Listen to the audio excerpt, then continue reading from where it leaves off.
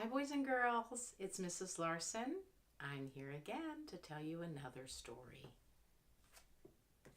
Today, we are reading The Tawny, Scrawny Lion. Look at him. Isn't he cute? Let's get my glasses so I can see.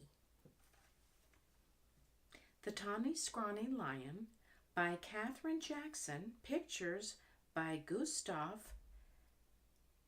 Tenggren.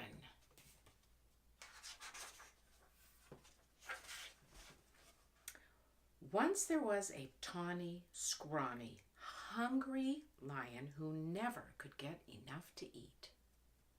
He chased monkeys on Monday, kangaroos on Tuesday, zebras on Wednesday. Look at that lion. His mouth's open. He's ready to eat. Chasing those animals. Bears on Thursday. Camels on Friday. And on Saturday, elephants. Those are big. A lot bigger than a lion. And since he caught everything he ran after, that lion should have been as fat as butter, but he wasn't at all. The more he ate, the scrawnier and hungrier he grew. The other animals didn't feel one bit safe. They stood at a distance and tried to talk things over with the tawny, scrawny lion. Look at him running after those animals. Hungry and scrawny. "It's all your fault for running away," he grumbled. If I didn't have to run and run and run for every single bite I get, I'd be as fat as butter and sleek as satin. Then I wouldn't have to eat so much and you'd last longer. Just then, a fat little rabbit came hopping through the forest picking berries. All the big animals looked at him and grinned slyly. "Rabbit," they said. "Oh, you lucky rabbit. We appoint you to talk things over with the lion." Look at that cute rabbit. Just hopping in. Doesn't know there's a lion there that wants to eat him. That made the little rabbit feel very proud. "What shall I talk about?" he asked eagerly. "Any old thing," said the big animals. "The important thing is to get up real close." So the fat little rabbit hopped right up to the big hungry lion and counted his ribs. "You look much too scrawny to talk things over," he said. "So how about supper at my house first?" Look at that brave little rabbit walking right up to that hungry lion.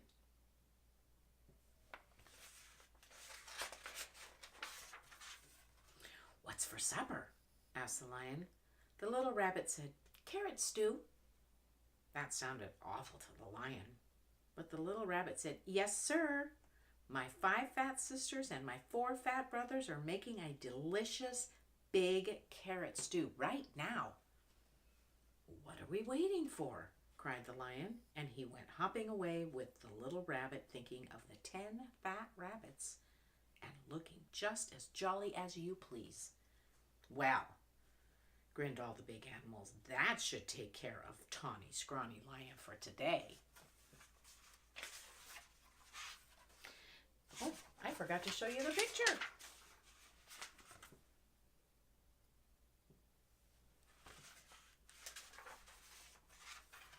Before long, the lion began to wonder if they would ever get to the rabbit's house. First, the fat little rabbit kept stopping to pick up mushrooms and all sorts of good-smelling herbs.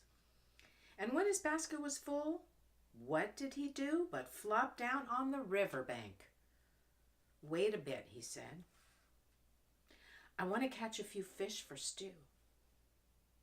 That was almost too much for the hungry lion. For a moment, He thought he would have to eat that little rabbit and then and there. But he kept saying to himself, 5 fat sisters and 4 fat brothers. And at last the 2 were on their way again.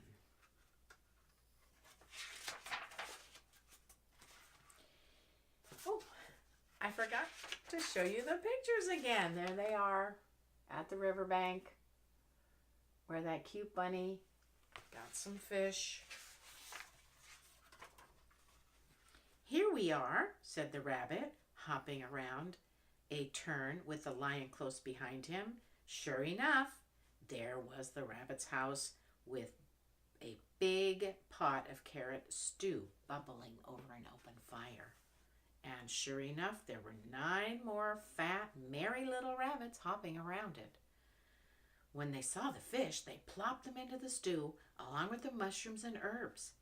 The stew began to smell very good indeed. Look at that pot, fire underneath it, making a yummy stew.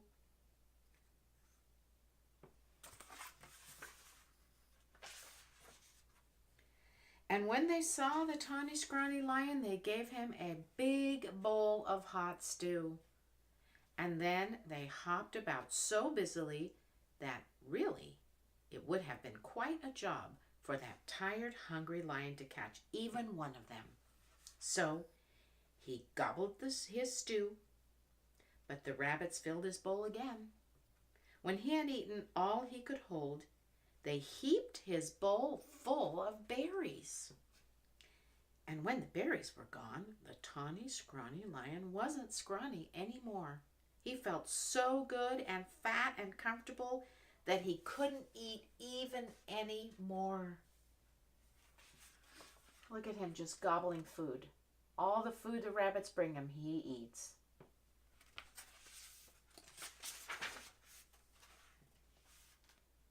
Here's a fine thing, he said to himself. All those little fat rabbits, and I haven't room inside me for even one. He looked at all those fine fat little rabbits and wished he could get hungry again. Mind if I stay a while? He asked. We wouldn't even hear of your going, said the rabbits. Then they plopped themselves down in the lion's lap and began to sing songs. Look at that, all those rabbits sitting in a lion's lap. Can you even believe that? And he doesn't even want to eat them. He's too full. And somehow, even when it was time to say goodnight, the lion wasn't one bit hungry. Home he went through the soft moonlight, singing to himself. He curled up in his bed, patted his sleek, fat tummy and smiled. When he woke in the morning, it was Monday. Time to chase monkeys, said the lion. But he wasn't one bit hungry for monkeys. What he wanted was some more of that tasty carrot stew. So off he went to visit the rabbits. On Tuesday, he didn't want kangaroos. And on Wednesday, he didn't want zebras. He wasn't hungry for bears on Thursday, or camels on Friday, or elephants on Saturday. Look at him. I think he's surprised that all he wants is that yummy carrot stew. All the big animals were so surprised and happy, they dressed in their best and went to see the fat little rabbit. Rabbit, they said, oh, you wonderful rabbit. What in the world did you talk to the tawny, scrawny, hungry, terrible lion about? The fat little rabbit jumped up in the air and said, oh my goodness. We had such a good time with that nice, jolly lion that I guess we forgot to talk about anything at all. And before the big animals could say one word, the tawny, scrawny lion came skipping up the path. He had a basket of berries for the fat rabbit sisters and a string of fish for the fat rabbit brothers and a big bunch of daisies for the fat rabbit himself. I came for supper, he said, shaking paws all around. Look at that. He's got food. He's got flowers. He's all ready for supper again.